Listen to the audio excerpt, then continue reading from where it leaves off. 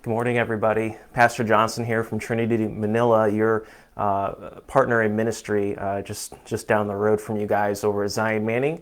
And if there's anybody from Trinity Manila, it's good to have you as well. I'm covering for Pastor Connor this morning. He will be back the remainder of the week starting tomorrow, but you're stuck with me today. That said, this last week we celebrated something really special. We celebrated the feast of Saint Barnabas, and there's lots of feasts and commemorations for different people from the Bible, as well as just the history and the story of the Christian church. And we take time to remember those lives and celebrate those lives because they show us how to live our own lives. I remember when I was a little kid, so it was always cool to get like a poster of somebody you really admired. So I had friends who had lots of Michael Jordan posters, and some people had pictures of singers and stuff like that. I was a nerd, so I had a picture of Yoda from Star Wars up on my wall. I thought he was the coolest.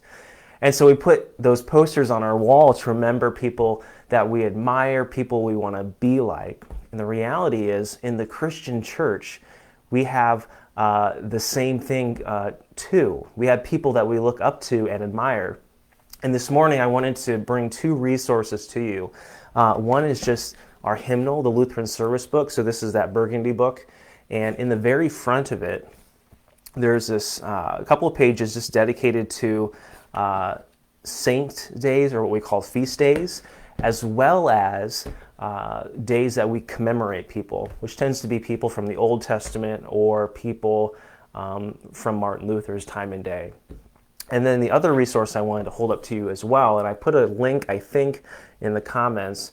It's called Celebrating the Saints, and it's a really great resource, and it dedicates a couple of pages to if it's a feast day, and it just gives a little biographical information about people that we're thinking about and remembering, as well as Bible verses and prayers to go along with that. Also some hymn verses too. And I'd really hold up that resource to you. I use this all the time.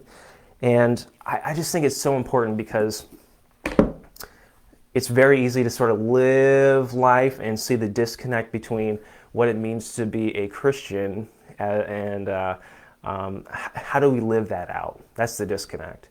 And so we look at Christians' lives not to worship them, not to pray to them, but to see how Christians in the past lived and how we can replicate how they lived and their faithfulness to Jesus. And the reality is their faithfulness and their lives only flows out of the faithfulness they received personally from Jesus of Nazareth. And so I would hold up again those two resources for you, the LSB hymnal, and that gives you when we celebrate different saints, and also celebrating the saints, and this gives you more biographical information about people. And these are like our posters that we hang on the wall to help us remember people who have lived before us, our forefathers and all that in the faith, and they show us how to live. And the cool thing, a lot of these Christians lived when everything was falling apart. And you have lots of saints who are living when the Roman Empire is just going nuts and the emperors have no interest in Christianity, and some are even hurting Christians. And yet, they live faithfully. And so we look at these lives, again, to see how we can live in response to Jesus of Nazareth. And so take a look at those resources and read about these people who lived incredible lives. But the cool thing, it's not just the people who lived in the past, but also you can probably think of some faithful people in your own lives who really showed you what it means to follow Jesus. It could be parents, grandparents, Sunday school teachers. These are the people that we want to be like because they show us what it means to follow Jesus. So we have saints from the past, people radically transformed by Jesus, and we have saints in the present now. And you are a saint as well. Martin Luther had this thing called simul justus et peccator, that is, saint and sinner.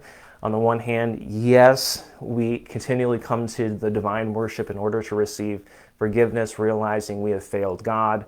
ourselves and the people God has surrounded us with, sinner. And at the same time, Jesus has died for us and sends his Spirit to us to radically transform us, to begin to live that Christian life, to live the faithfulness and things like the fruits of the Spirit: love, joy, peace, patience, kindness, goodness, faithfulness, gentleness, self-control. Whew. So, you are a saint. There are saints from the past, and I'd really hold up their lives to give you an idea of what it means to follow Jesus in the here and now. So, that all said, thank you for joining me this morning. Again, Pastor Connor will be back with you starting tomorrow. But as you begin this week, one, the Lord be with you. And also, let's go ahead and pray the Lord's Prayer together. Our Father, who art in heaven, hallowed be thy name. Thy kingdom come, thy will be done, on earth as it is in heaven. Give us this day our daily bread, and forgive us our trespasses, as we forgive those who trespass against us. And lead us not into temptation, but deliver us from evil. For thine is the kingdom, and the power, and the glory, forever and ever. Amen. The Lord be with you, and I'll see you guys later.